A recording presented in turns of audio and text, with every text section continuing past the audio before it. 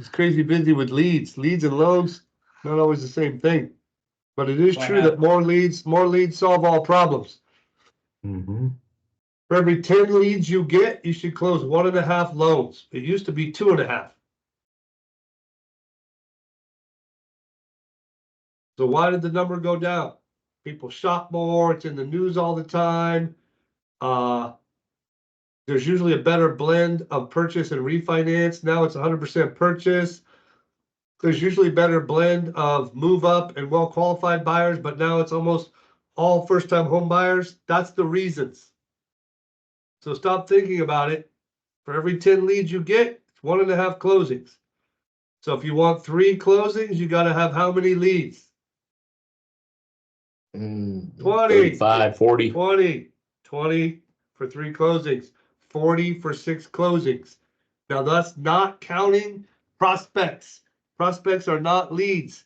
So a prospect is, if you do Zillow with a realtor, all them people are prospects. If you do a first-time home buying seminar, all them people are prospects. You don't count them as a lead until they let you run their credit and meet with you. Then it's a lead. That's the way to do it. I'm positive. When I see people that have a big variation in their results, it's because they're not counting things correctly. Cool. So I wanted to do this class. Oh, Janae's here. I might have her teach it. Why don't you teach this? You want to teach it? Hey, no, you didn't prepare me for that. You ask me questions, I'll answer. How about that? All right. All right. So I asked Janae to be on here. She's a very busy lady. She's closing how many loans this month? 15 for sure.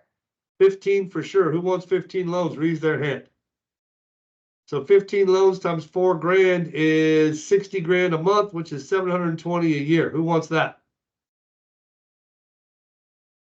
So it's hard to close 15 loans a month every month. It's sometimes you close 15 loans in a month, and then the next month you do 3. Oh yeah, those are the worst. Yes, those are the worst. And so really the first step is get more leads than you can handle. It's stressful. I get it.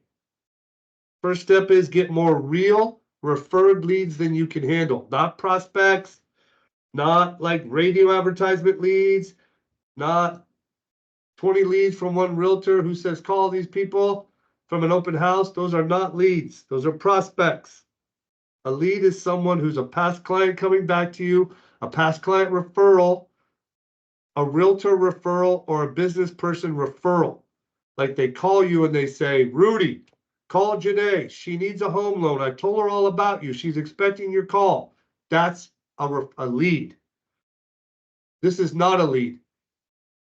Janae calls me and she says, hey, Jim, I gave your name to Bill. Let me know if he calls you. That's not a lead. That's a prospect. Mm. You understand the difference? The problem is if you count prospects as leads, well, you tell me, what's the problem if you count prospects as leads? Conversion rate's going to be really low. What's that? Your conversion rate will be really low. Yep, you'll get a little depressed because you'll think you suck at conversion. What's another problem? Takes up a lot of time.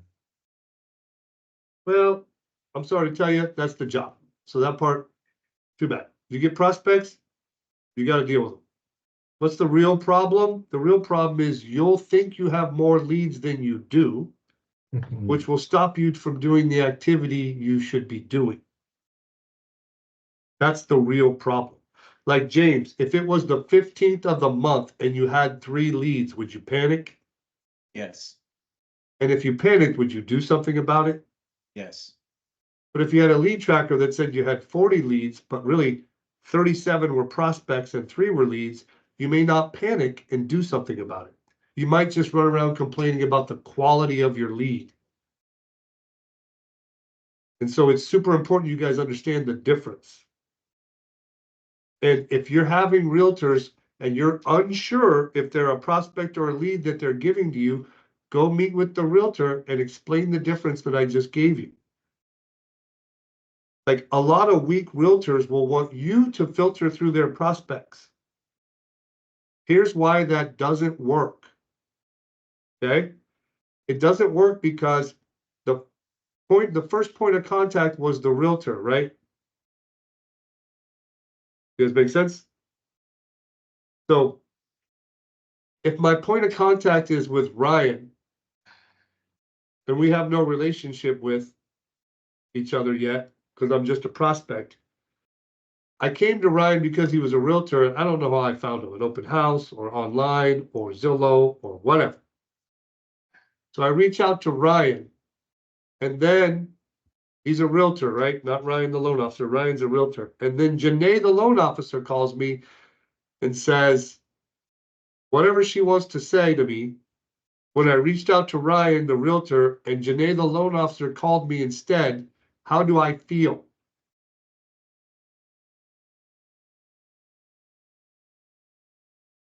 Hand it off, Sales resistance is high. How do I feel, Ryan? hand it off. I feel handed off. Has anybody ever felt handed off before? Mhm. If I feel handed off, I'm out. The fact that I engaged with the realtor was scary for me. It was. I don't know if it's the right time. I don't know about the economy. I don't know about my job. I don't know about the job market. Rates are going up when they said they were going down. I'm scared. I finally got up the guts to call somebody or reach out to a realtor. And what did they do? Passed me off. It will never work. I've tried it over and over again. I've gone and met with realtors and they wanted me to filter through their Zillow or their whatever prospects. And I did it because I was desperate and it was a waste of time. I would have been better off lying on the phone and pretending I was the realtor, frankly. And I'm not recommending you do that. You'll get caught and then you're screwed. But like if you're getting those kind of prospects, go meet with your realtor and talk about the difference and talk about a process. Don't shake your finger at the realtor and tell them what to do, but talk about it because they don't want to waste their time either. And I'm not even sure how we got on that, but that's super important information. So don't make sure you learn that. Every 10 leads is 1.5 closings. Every 20 leads is 3. 40 leads is 6. And then one of you guys will go, well, Jim, I've been getting 40 leads and I closed 12 loans this month. Yeah, but last month you closed 3. Average it out, knucklehead. Yeah. And so I'm giving you the grassroots because if you want more closings, you have to get more leads. And you need to think about more leads first. And I pray that you'll get more leads than you can handle. If you have more leads than you can handle, not prospects, more leads than you can handle, you're doing it right. So Jolt confused me. I don't really understand it. Janae is in the Jolt program, and I run next level coaching. I understand next level coaching. I know it works. Jolt is not a proven entity yet. We're working on it together as a group. But what has been proven to me is it does make it easier to get appointments with realtors. And I know that if you had 2 appointments with realtors a week for 50 weeks out of the year, you would meet face to face with, you'd have 100 set, you'd probably meet with 60. 50 or 60. What do you think? Half would flake. So if you met with 50 realtors in 1 year and did a 2-step close on them, would you be closing more loans? Mhm. Are you sure? 100% sure. Okay. Why aren't you doing it? And the answer is you don't know what to say. You don't like the cold call. You don't got enough loans to do Tuesday updates. You're scared about the buddy introduction. You don't know how to get moving again. So there's only 3 ways to pick up realtors. I don't care what anybody teaches you. It falls into one of these 3 categories. This is it. Tuesday updates. Do a great job on the loan. Build a relationship with the listing agent during the transaction. Go meet them in person. That's how I built my entire business. The second way, Realtors who love you introduce you to other realtors because you ask them to. Those are the two best ways. I don't know why you don't do it more, frankly. The third way is cold calling. Cold calling looks like go visit 6 open houses every weekend, exchange cards, call them on Monday, meet them in person. Cold calling looks like create a well list, have a 10-week program where you text, email, call, gift, text, email, call, gift, text, email, call, gift, and 1 or 2 of them will like you. That's cold calling. And then Jolt is cold calling. Now I can understand it better, so I'm going to give you some steps, and then Janae's going to be on here to take questions. So the first step, if you want to meet more realtors, the first step is make a list of realtors. About 200, 200 to 400. They need to do at least how many buy sides in the last 12 months, Janae? Well, I think it depends on your county, but at least 6+ buy sides. So you got to kind of pull your county list and determine how many agents you have to get to that 200 to 400. Right. So what she's saying is we're giving you a guideline, but you may have to adapt to get a big enough list. But you would want the list sorted with the most buy sides at the top in descending order. Guess which ones you'll call first, Frank? Well, the ones that are doing the most business. Thank you. Very simple concept. So step number 1 is create a list, at least 200. I like more. The second step is, and Janae has some person you can hire for this, or you can do it, is go follow them on all 3 socials. Instagram, Facebook, and LinkedIn. So you have to go search them out, follow them, and ask them to follow you back. There's companies that can do it. Janae has a contact that'll do it for $150 or something like that. But you got to follow them. So you got to follow like 200 realtors or more, and you got to request they follow you back. They usually do. They're very social Instagram people. They don't really have a filter. They'll just follow anybody back. And tip on that, don't just go add 200 people in one day because Facebook and their algorithms will ban you. So there is a process to it on how many you can add. So that's why I hired a guy on Fiverr to do it for me because he knew all of the rules. So we didn't get banned for adding too many people at one time. Okay, what she said was very important because I've had people that work for me get banned from Apple and other things because of what we're talking about. So Fiverr is what, Janae? Fiverr is just a place you can hire basically a virtual assistant. They're usually overseas. They're pretty cheap. They can do all kinds of things. Whatever you want them to do, they can anything you ask them to do, they'll So do. she's going to share her person with Rebecca, and you can get it from Rebecca. Do not bug Janae. She's trying to do home loans. So she's going to send the Fiverr contact person to Rebecca. Who's she going to send it to, John? Rebecca. Excellent. And you can email Rebecca for it. So now you've got your list, and then you get your person from Fiverr from Rebecca. You give them the list. You give them your logins for your socials. They take your logins and they handle it. How long does it take them to handle it? Depending on how big your list is. So I did 598 and it took about a month and a half to get it all done. Wow. So, wow, I didn't know it took that long. So, but you got to do that first. Yeah, they got to do it in steps, whatever. So how big your list is, it's going to take 2 to 5 weeks to get it done. So you should start when, Rudy? Right now. Use MMI, use MyMTA, if you have a realtor friend that can look up MLS, there's a way to look up a report by buyer side in MLS. You could use Title People, get a list. You got to have 5 realtors that are your friends, that are good agents, that you hang out with and like you and use you. You got to have 5 that are acquaintances that maybe you guys don't click, but they like you professionally and they use you. If you have those 10 relationships, that's worth about 4 closings a month. It used to be worth about 7, but now it's worth about 4. And the reason it's less is because they're doing less deals. Okay? Good. So don't stop working on those 10 people. Don't stop. And then you do what we're talking about with today. So the first thing is make a list. Second thing is pay Fiverr 150 bucks and let them get them all added to your socials. Once they're all added to your socials, you don't have to wait for them to all be added. The next step is begin to post. Janae helped me with this. So Janae, in bullet points, tell them what to post. Take notes. So number one, you got to create your branding, which is very easy for Summit Funding, has our own colors that they want us to use. So use your Summit Funding colors.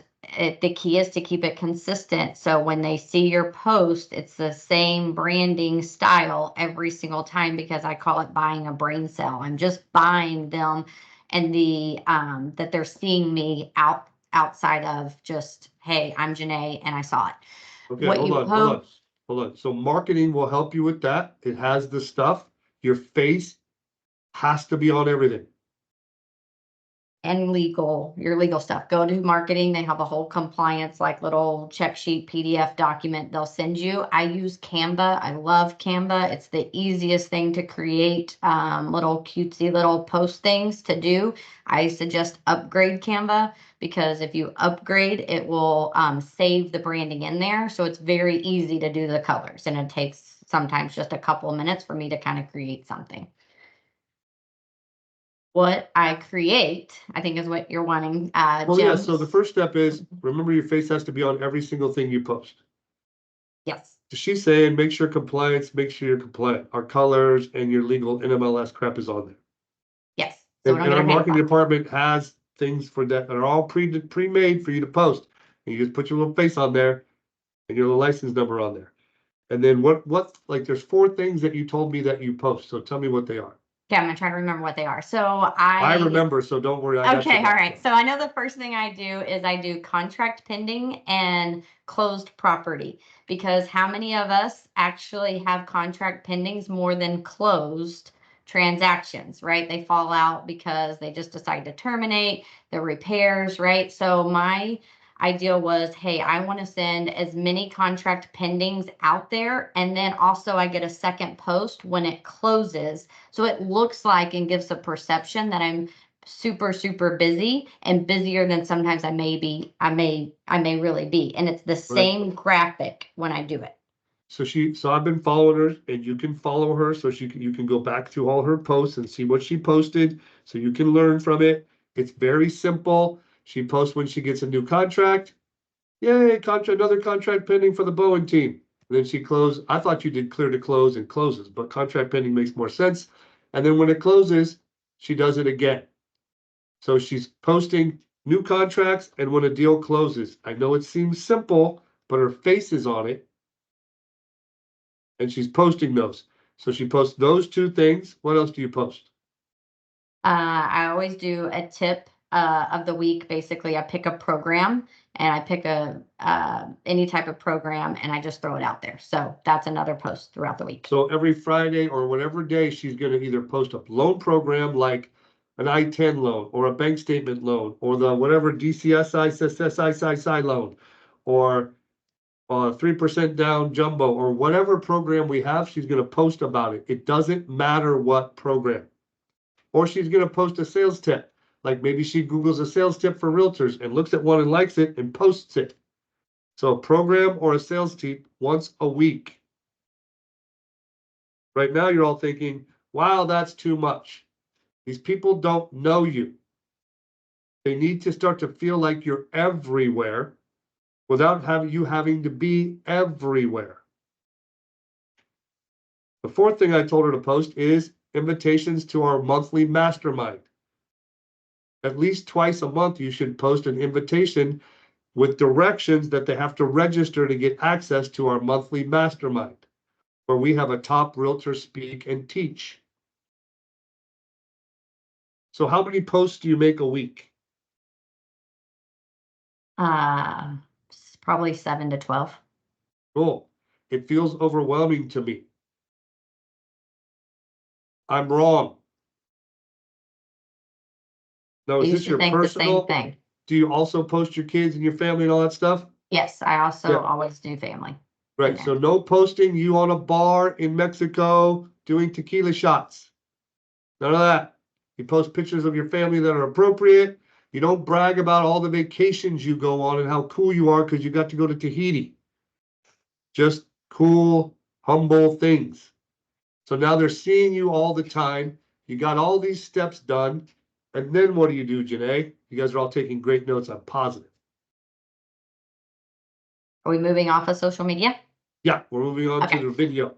Okay, good. So I record one video that I'm going to send to all of these people. So it's going to be a generic video with an offer. And the offer can be whatever you choose it to be, but this is where the call reluctance usually comes in for us as salespeople. So if I have an offer, it's going to be much easier for me to make that call. It could be Summit Strong with the 15-day close guarantee. There's a whole process around how I can make you another $10,000 a month through open houses. Pick something that's going to be of value to the real estate agent and a reason they would want So to meet. they're gonna get overwhelmed. Just pretend like your video's on and give us your video live. Go. Oh boy. Okay. Hey there, no, I don't say that. Sorry, hold on, let me get my mind right. 'Cause Yeah, I only I recorded it really one do. time, so Yep. and I don't go back and watch it. But hey, you are one of the top producing agents in the area, and I want to help make you another $10,000 a month. I've got a great program that would, I think, bring a super value to you, help you make some more money. I'm going to give you a call tomorrow, and let's see if we can meet, and let's see if this works for you. That's really what you do. Yes. They don't believe you. No, that's what I do. So then I'm worried that I don't know what I'm gonna do that's gonna make them 10 grand more a month today. How do I overcome that? Don't worry about it. That's what you're going to do. So the What thing happens is, that like two things. I'm gonna say something and then I want you to answer what happens on the meeting. Okay. For me, the way I overcome that is, Susan, unmute yourself real quick. Susan, how many past clients do you have? Oh, gosh, probably 150. You're Great. talking about a realtor? You're talking No. to a realtor? No, you personally, how many past clients do you have? Oh. I don't know. Yes, more than 100? 700. 2,000. 700. I don't Wow. know. Wow, you're gonna be very mad at this. You ready? So for every 100 past clients you have in your database, how often do they move? Probably every 6 or 7 years. Okay, let's say 10 years. Is that fair? So if you have 100 past clients in your database and they move every 10 years, how many move a year on average? 10. 10. So you have 70 past clients moving a year on average. Did you know that? No. Yeah. So if you're a realtor, Susan, when they sell their house, what do they usually do right after that? After they sell it? Yeah, they buy another one, Susan, right? Or an investment property, so could be. So there's more. for every 100 people in your database, there's at least 15 closings a month for realtors, a year for realtors. 15 closings a year for realtors. For every 100 people in their database, there's literally 15 closings a year for them. It's a fact. So based on the average commission, guess how much that is a month? 10 grand. So you have tactics that you can teach them that will help them make 10 grand more a month. You do. But that is not the point. My point in telling you that is you really do have stuff you can share with them that will give them the money that you said you could get them. That plus your Tuesday updates for the clients they refer you will get them more referrals. That plus all kinds of things that we do is going to help them make more money. But I know a lot of you are going to get so freaked out about the promise and you're going to feel like a fraud that you won't execute. And I'm telling you, execute this game plan. So I just wanted to help you overcome that real quick before we hear from Janae. How many of these meetings have you been on, Janae? 25? I don't know. 30. 25. How long ago did you start? Well, I started about 2 months ago, and then I actually had to pull back for a minute. So in 2 months, you met with 25 new realtors. Who would like that? Okay, it's okay, Jose, you can raise your hand. There you go. So, I'm sure you were worried about the 10 grand too. You overcame it based like the way I just talked about, but tell us what really happens at the meetings.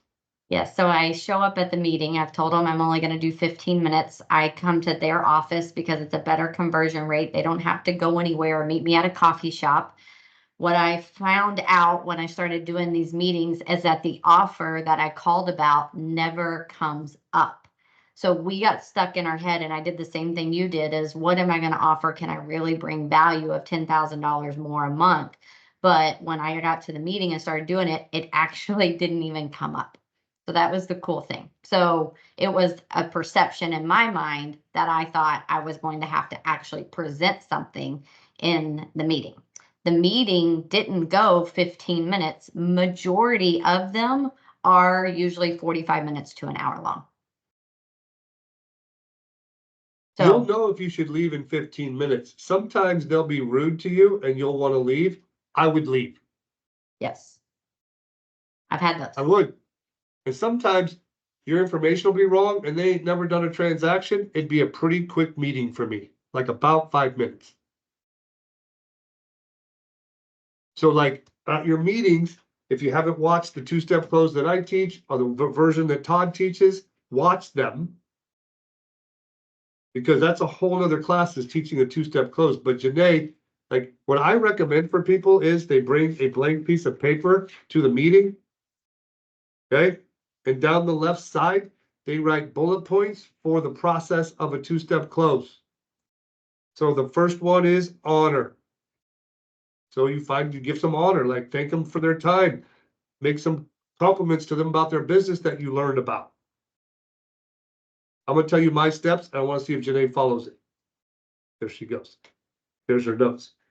So I'm gonna honor them, and then I'm gonna tell them, I always tell them this, hey, lending is pretty like, there's kind of two ways to do lending. One is referral only, and the other is like refinance shop, consumer direct. There's kind of only two ways to do lending.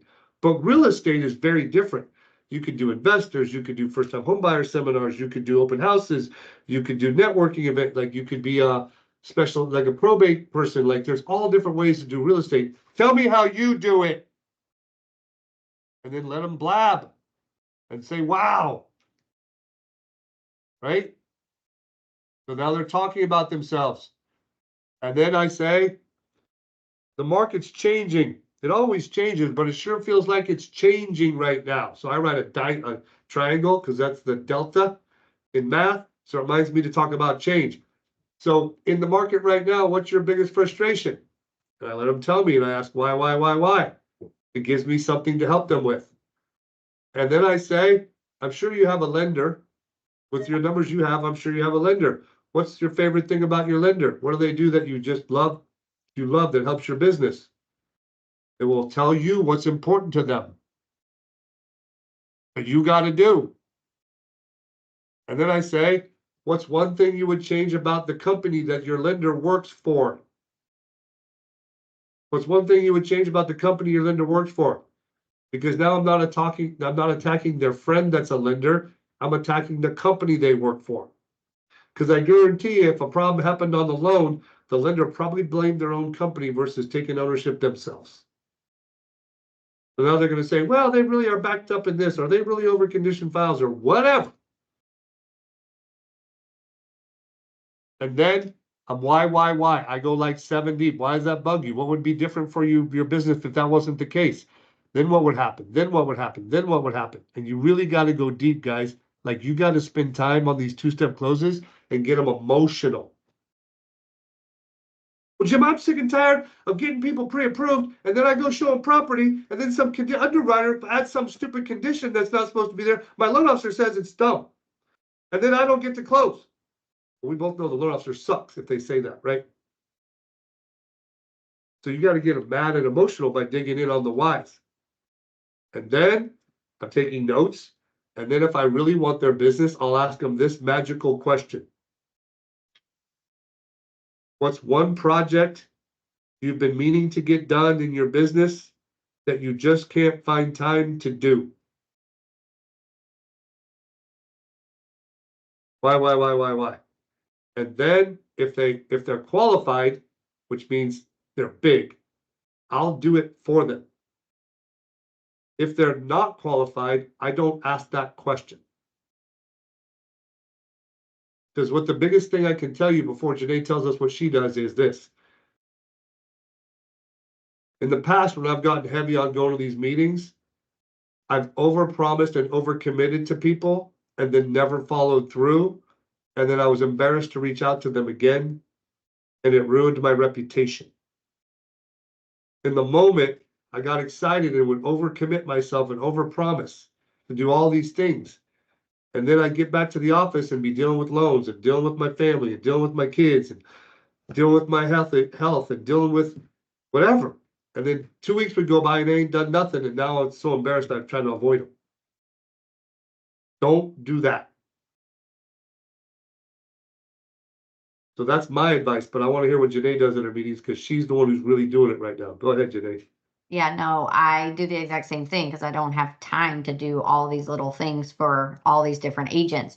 So when I find out what their frustration is, then when I two-step close them, it's always they usually say something around communication. Like 98% of agents will always say communication, but communication means something different for every single agent. So if you don't ask the next question, which is what Jim's saying, the why, you're not going to understand what communication definition means for them.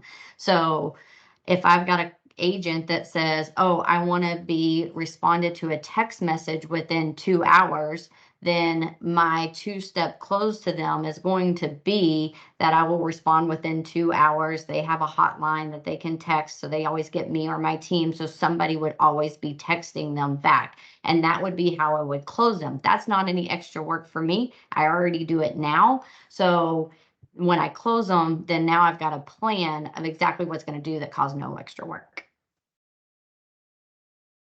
Now, if they're super big and they really have something that they really want to work on, like Jim, then that would be the point that I would do something. But the way I would handle that with them is if they're worth it for me, my really goal for that relationship is to get a reoccurring meeting where we're meeting either every other week or maybe every once a month.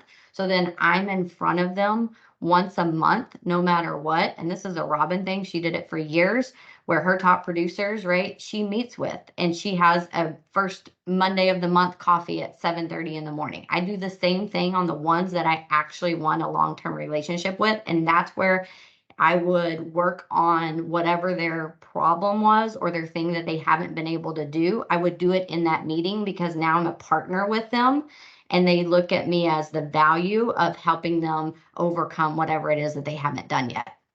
So let's talk about qualifying them real quick. You can look up their numbers, but you still got to qualify them when you're in person. So right, in 2023, gosh, it's been a long time. In 2023, Ryan, in your loan business, do you remember what your goal was? Like how many deals you wanted to close? What goal you set for yourself in 2023 or this year? It's been 6 months, so you give me either one. Either this year what your goal is, or if you can remember 23 what your goal was. I wanted to close 60. 60. How'd you do? Nowhere near as good as nowhere near it. Oh, how close did you get? What did you actually get done? I think I finished at 40. Well, that's not bad, dude. 40 out of 60 in that kind of market, that's pretty good. What's one or two things you did that got you to 40 that worked well? Doing the basics of calling people and running the play. What do you think stopped you from getting to 60 that year? Not doing everything my coach told me I should be doing. So I qualified him without asking him, how many deals you do last year? So I gave you a way to qualify him that's a little more comfortable for me. Some people say, how many families did you help? I don't find that most of you will actually say that. So the one that worked for me was either last year or this year, what was your goal and how are you doing on it? Try it. Like, I want you guys to think of it like a baseball game. You don't know these people, they don't know you. You have nothing to lose. Be a bigger version of yourself. Don't be me. Don't be Janae. Don't be Todd.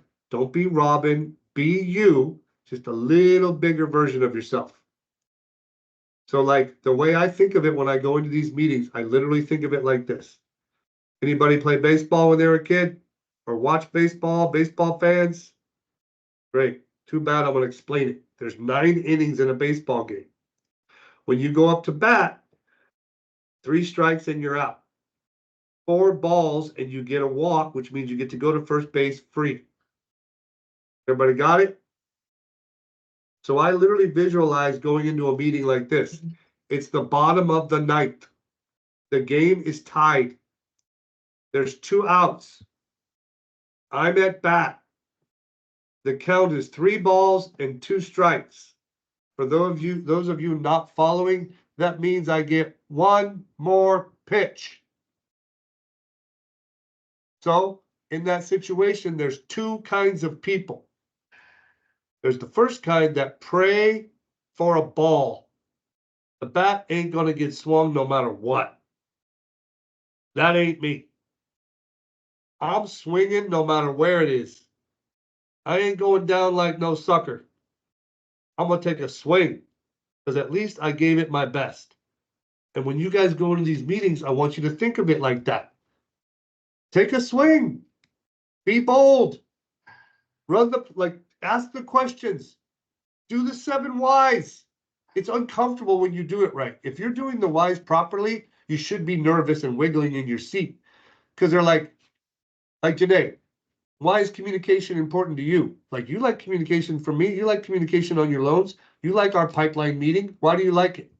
Why is it important to you? Because I need to know what's going on. Why?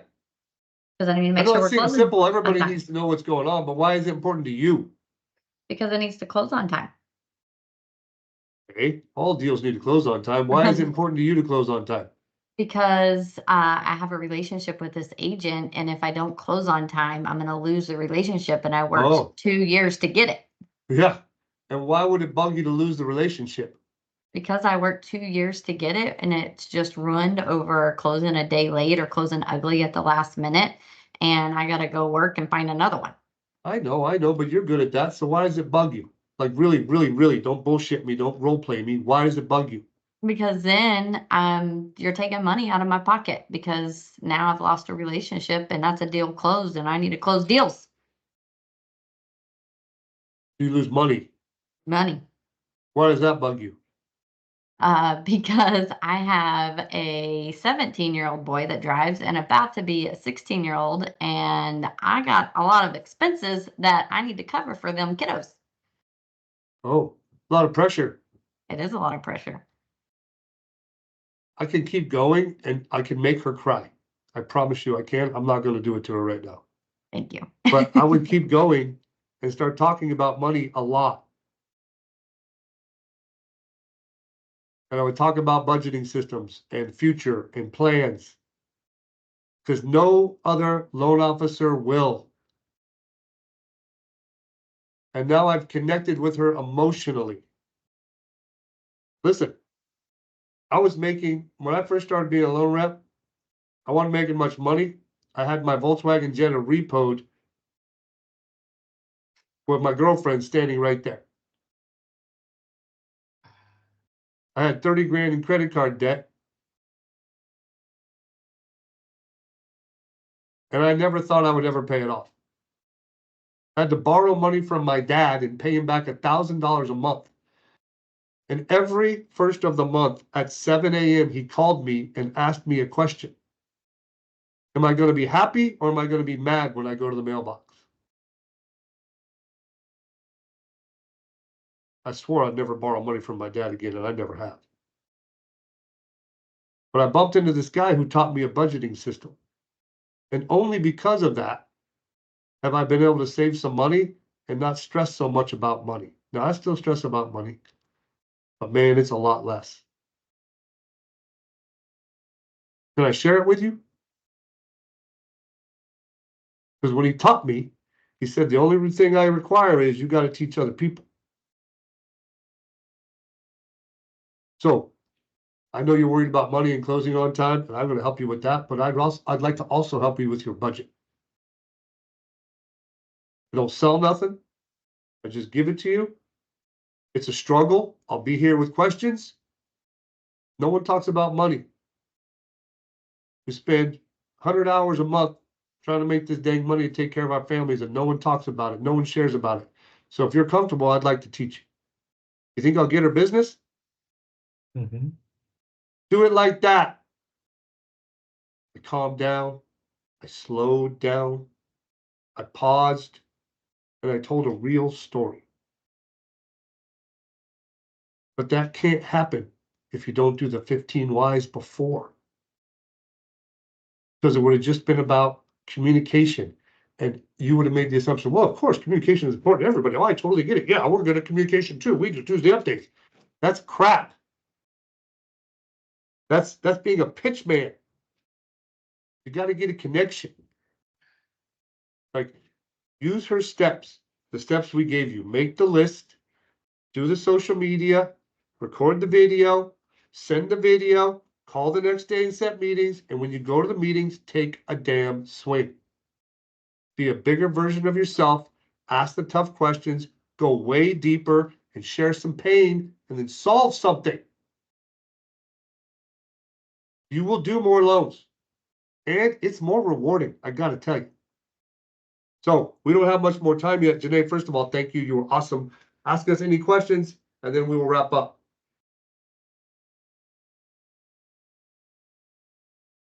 Janae, do you do 10 a day every day for a long, like indefinitely until you get through the Yeah. list? So 35 days, 35 business days Yeah, at until 350 I made people. her slow down. You Until gotta stop. Jim told me I had to slow down for a second.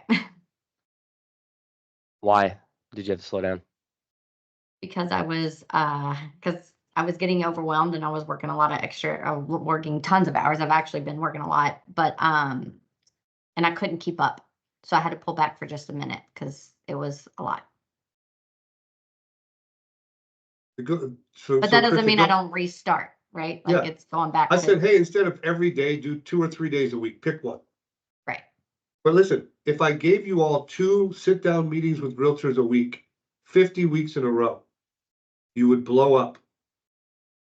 If you do what we taught you and you send a video out and then call 10, you'll schedule 3 meetings and 1 or 2 will show up. Am I right, Janae? Yeah, I get 2 to 4 meetings typically on 10 calls. So I got that's 3. one. Yeah, and I got one. I didn't even have to call him. He just replied to the text that I sent him and scheduled the meeting right there. And when I showed up, the reason we were just talking at the end, he's like, "Yeah, I saw you everywhere." Like I thought, well, when you text me, I was like, "Oh yeah, I'll meet," because he already knew me just because of all the social media and all the things I had been doing before that. What I didn't understand about Jolt that I now do is it's not getting loans consumer direct. It's not getting loans from social media.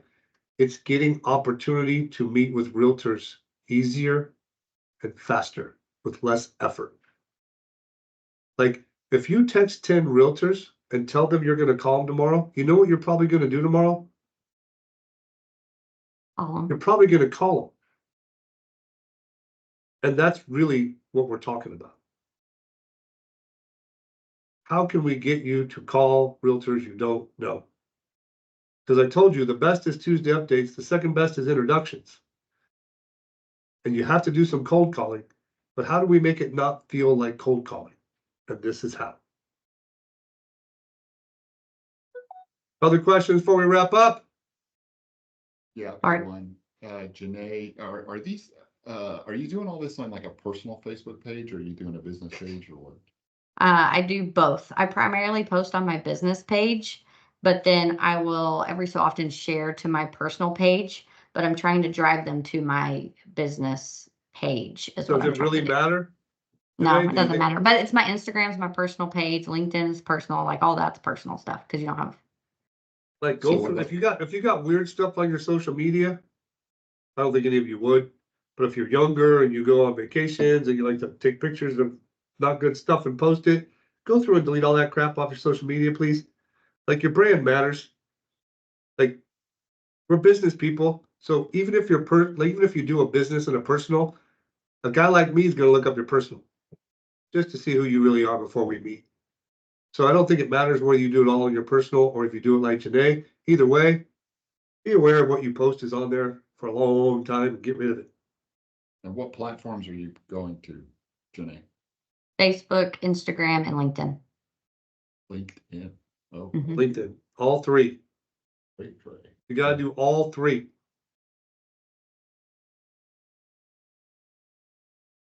One last question? Nope, time's up. Good job, Janae. Thank you so much. Hey, now listen, this wasn't a good idea. This is what you're gonna do.